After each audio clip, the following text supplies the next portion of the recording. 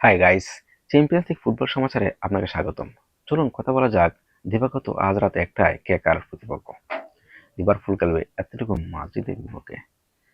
দুটি দল একটি জায়গায় এই মৌসুমে বেশ সফল বলা যায়, সেটা হলো ট্রান্সফার মার্কেটে। দুদলই তাদের শক্তি বাড়িয়েছে, সেটা নিঃসন্দেহে বলা চলে। কিন্তু ঘরোয়া লিগে তাদের পারফরমেন্স কেমন চলুন দেখে নিই। যেখানে 4 ম্যাচে 4টি জয় লিভারপুলের, সেখানে 4 ম্যাচে মাত্র একটি জয় অ্যাটলেটিকো মাদ্রিদের। তাদের সর্বশেষ মুখোমুখি লড়াইয়ের 5 ম্যাচের অবস্থা কি চলুন সেই তথ্যটা জেনে নিই। যেখানে 5 ম্যাচে 3টি জয় অ্যাটলেটিকো মাদ্রিদের, 2টি জয় লিভারপুলের। আপনি যদি প্রশ্ন করা হয় আজকের ম্যাচে কে ফেভারিট, অবশ্যই আপনি বলবেন লিভারপুল। দিয়েগো সিমিওনির দল যদি আপনাকে চমকে দেয় তাহলে অবাক হওয়ার কোনো কিছু থাকবে না। আপনি অবশ্যই বলবেন কে ফেভারিট এ ম্যাচে। চলুন অন্য আরেকটি ম্যাচের দিকে চোখ ফেরাই, যেখানে মুখোমুখি হচ্ছে বায়ার্ন মিউনিখ ভার্সাস চেলসি। ভিলারিয়াল থেকে নিকোলাস জ্যাকসন বড় আশা নিয়ে এসেছিল চেলসির হয়ে চ্যাম্পিয়ন্স লিগ খেলবে, কিন্তু বিধি বাম। সেই নিকোলাস জ্যাকসন আজকে বায়ার্নের হয়ে চেলসির বিপক্ষে হয়তো মাঠে নামবে। চলুন দেখে নেই ঘরোয়া লিগে বায়ার্ন মিউনিখ ভার্সাস চেলসির পারফরমেন্স কেমন।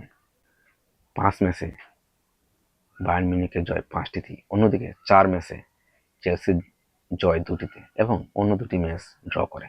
সর্বশেষ তাদের মুখোমুখি 5টি খেলায় বায়ার্নের জয় 4টিতে এবং চেলসির জয় 1টিতে, যে জয়টি আবার তাদের বিপক্ষে চ্যাম্পিয়ন্স লিগ ফাইনালে। আপনি অবশ্যই জানাতে পারেন এই ম্যাচে কে ফেভারিট বা ম্যাচের ফলাফল কি হতে পারে।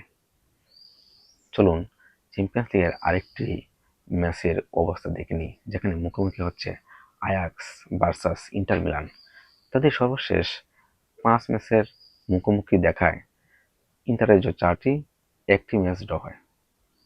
একটি ম্যাচেও জয় পায়নি আয়াক্স, যদিও এই ম্যাচে পরিষ্কার ফেভারিট ইন্টার মিলান। দলগত শক্তিতে বলেন বা মাঠের পারফরমেন্সে বলেন। আবার ইন্টার এবং আয়াক্সের ঘরোয়া লিগে তাদের পারফরমেন্স তেমন ভালো নয়, কখনো হার, কখনো ড্র, আবার কখনো জয়, এই নিয়ে চলছে তাদের অবস্থা। আবার দিনের অপর খেলায় পিএসজি খেলবে ইতালিয়ান ক্লাব আটালান্টার বিপক্ষে। গত মৌসুমে পিএসজিকে চ্যাম্পিয়ন্স লিগ জিতানো ডেজারে ডোয়ু এবং উসমান হাম্বেলে এই ম্যাচটি মিস করবেন এবং আটালান্টার হয়ে এই ম্যাচটি খেলতে পারবে না এডারসন।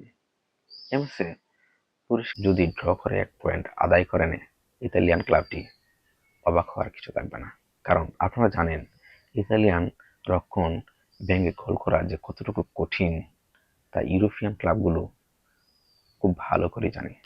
ফুটবলের এরকম আরো অনেক তথ্য জানতে সঙ্গে থাকুন ফুটবল সমাচারে।